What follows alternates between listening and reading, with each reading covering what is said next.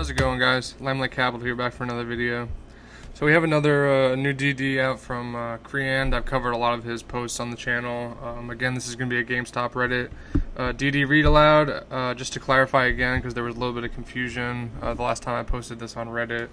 Again, I do these to help people that are more, learn better through audio. I'm one of those people. I have ADHD, and reading a post, I can absorb most of it, but sometimes obviously I get distracted. I'm looking at this, looking at that. So listening as I'm doing something, or listening if I'm busy or whatever. There's a lot of uses for audio DD. So I figured that this is good to get out, and if I can help some people and make someone's life easier, I figured it'll all be worth it. I just take a little bit of time out of my day and do these when I can. So yeah, guys, please, mentioning that, please support the channel if you can. This channel is not monetized right now. I'm doing this to help, and I'm hopefully we can get some support on the videos, guys. Again, leave your thoughts on the topic and your thoughts on the GameStop stock in the comments below. Subscribe to the channel if you're not subscribed already, and definitely like the video. It's free, and those are all free ways to support the channel, so I'd greatly appreciate it, and it would help get this information out to other people, because we do want as many people as possible knowing what is going on, specifically regarding GameStop, the progress the company has made, all of the bad things and manipulation happening in the market. We need light on this, and I'm just trying to do that. So that being said, guys, again, it's a new post by CRAYONS, and this username CRAYONS. I will link this down in the description below. The title is "Are Futures or Swaps the Secret Sauce to Price Movements? Meme stocks move in baskets. Futures can be opened in baskets, which can be rolled out before 4 major expiration dates: March 11th, June 10th, and September 9th. Or March 11th, June 10th, to September 9th, and December 9th. Rolling out requires losses on the original contract to be settled." So I'm not going to read the preface. He puts that in every post. The little Pomeranian picture here. That is his profile picture. He's a Pomeranian. So again, I'm not sure if it's even a guy. It could be a girl. I'm not sure, but whoever they are, I greatly appreciate their posts. And yeah, they've done a lot of help for the community. So starting at part 1 here, futures versus options. Both options and futures are derivatives, which you can essentially think of as a side bet of an underlying asset. An options contract does not require the purchase or sale of the underlying asset, while futures contracts do require the purchase or sale of the underlying asset. An options contract gives an investor the right, but not the obligation, to buy or sell shares at a specific price at any time, as long as the contract is in effect. By contrast, a futures contract requires a buyer to purchase shares and a seller to sell them at or on a specific future date, unless the holder's position is closed before the expiration date. And he does have sources in here. Again, I will link this down below if you want to check out the sources. But everything this person says is always on fire, and they're always right, pretty much. And you can get futures contracts for equity indexes, or in other words, you get future contracts on baskets of stocks. Equity index futures are derivatives instruments that give investors exposure to price movements on an underlying index. Market participants therefore can profit from the price movements of a basket of equities without trading the individual constituents.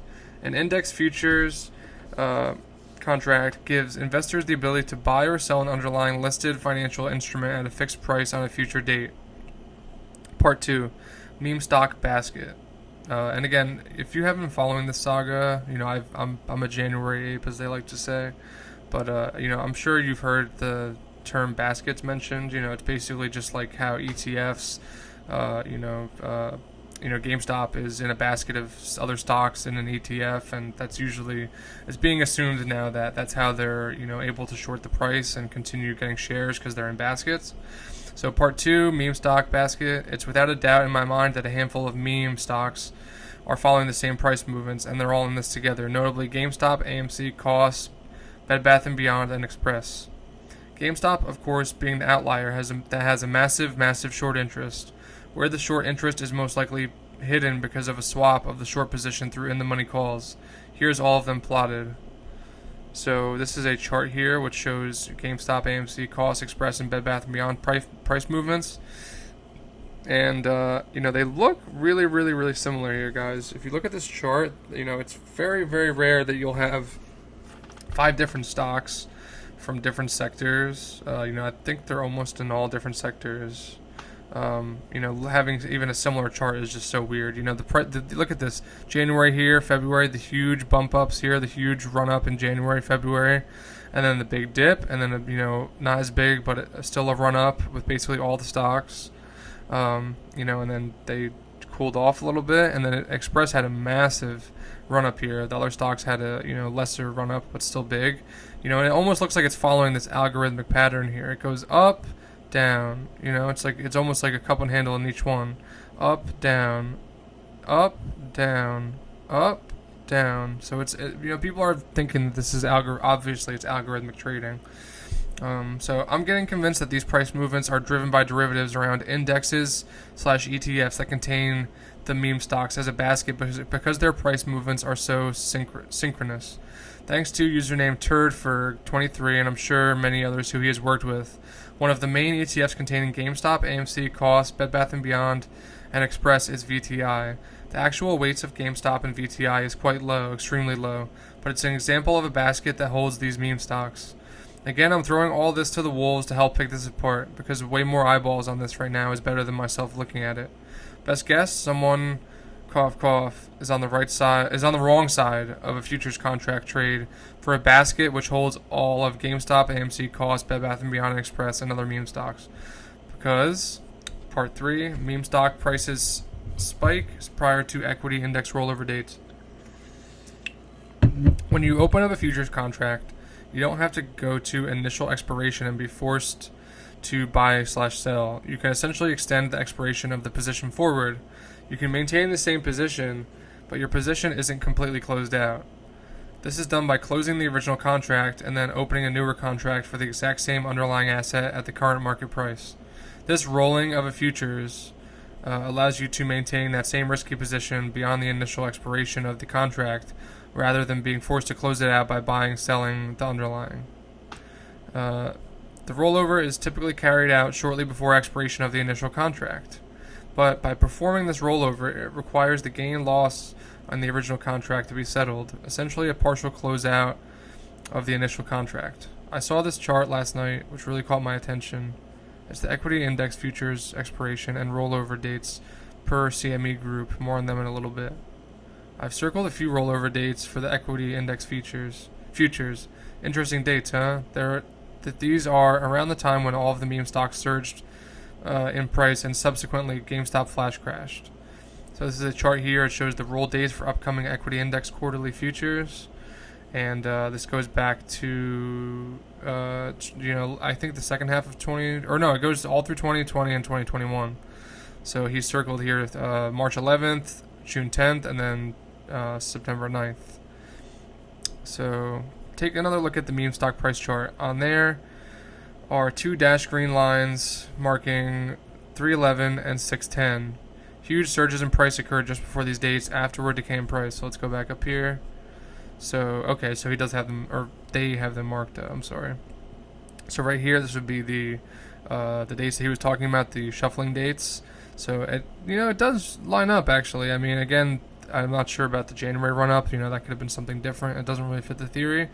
But here, March 11th and then June 10th, it pretty much lines up with the big run ups for all the stocks in the basket.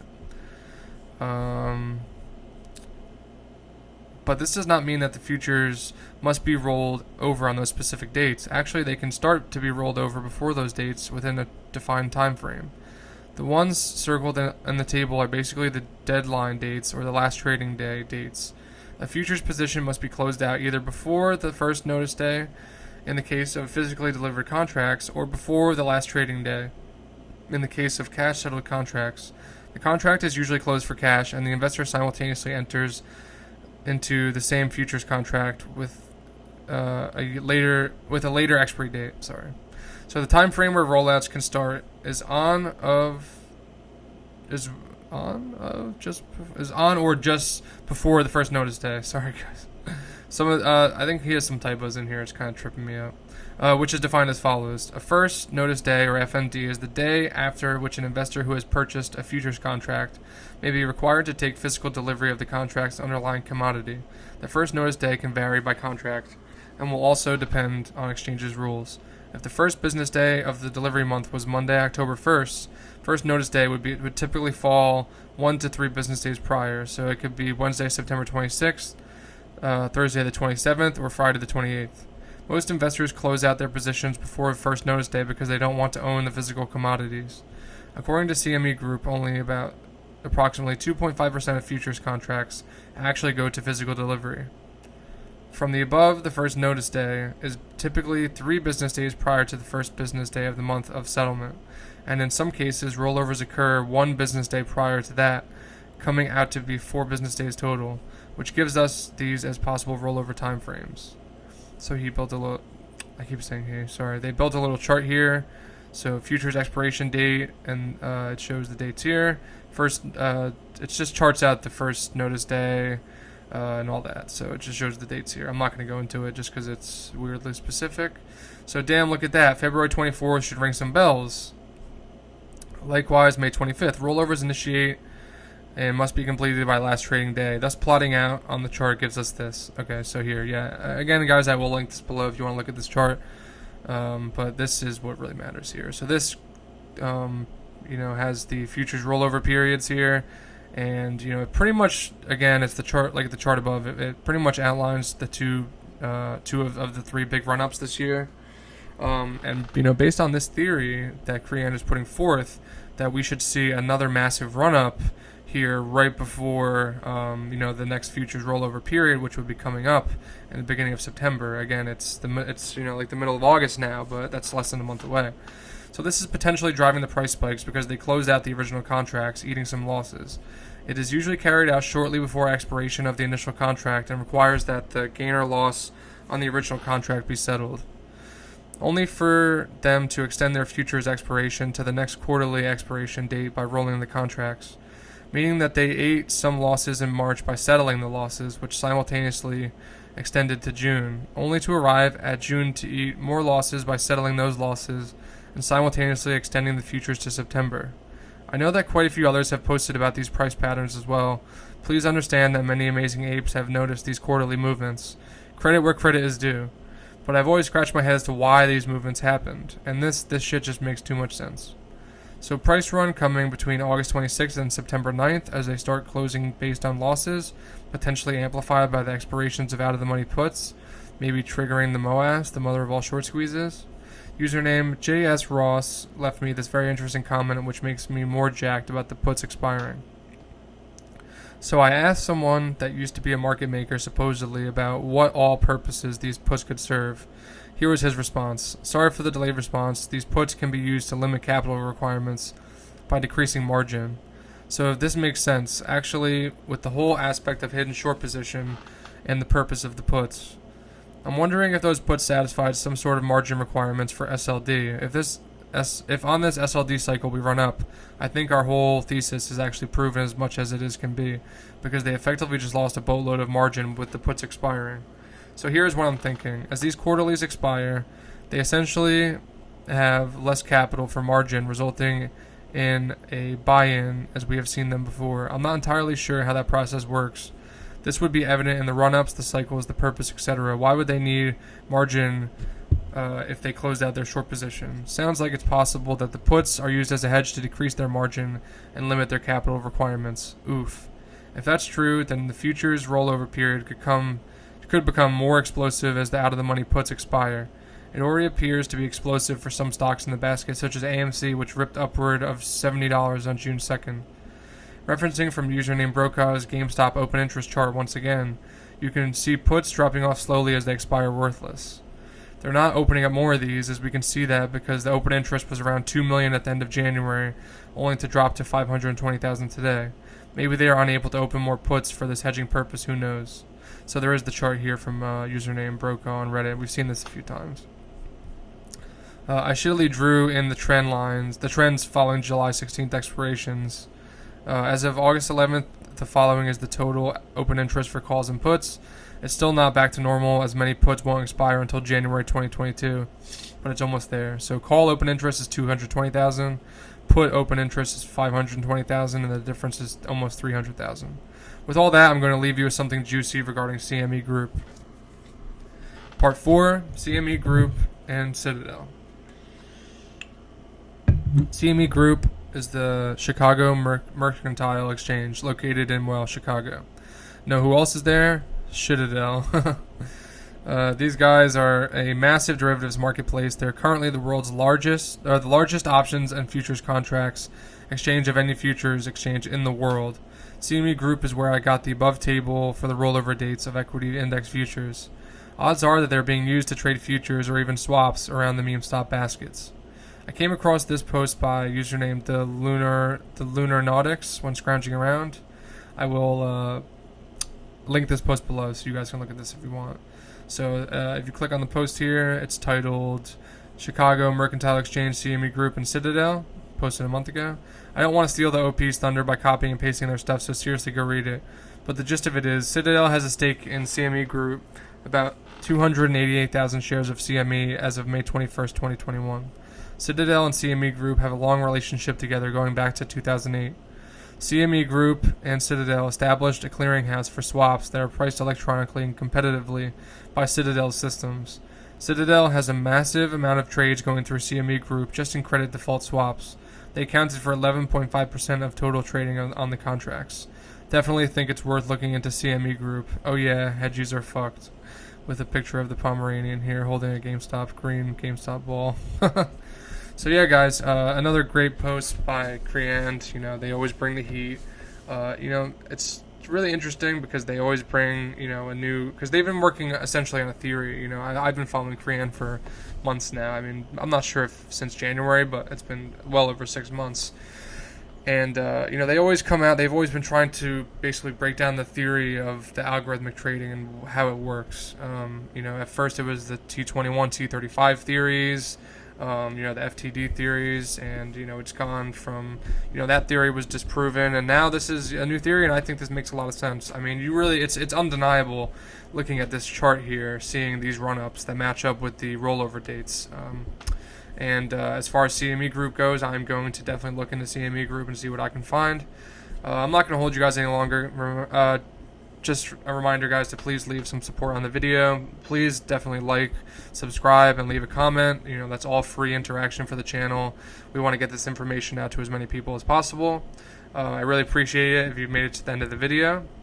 Thanks, and I'll keep posting these videos anytime I can and whenever I come across juicy DD like this, guys. Yeah. Thanks again, guys, for watching. I appreciate it. Please leave some support on the video, and I'll catch you in the next one. Have a great day. Thanks.